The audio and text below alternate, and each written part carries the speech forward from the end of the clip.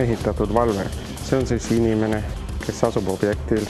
Ta nagu valvab, ütleme, ühes firmas, ettevõttes korda. Ta on varustatud erivahenditega, raadiosaatja, sideme juhtimiskeskusega.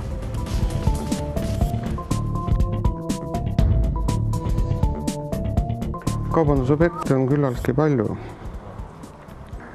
Nii mitmedki turvatöötajad. Neil on kohe silma nende varaste peale. Kohe on silma. Millega nad fikseerivad ära, aga mingi 6 meel.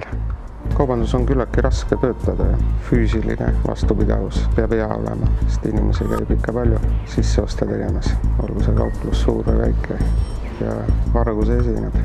Ei saa ju selle vahetuse jooksul ennast seal lõdvaks lasta.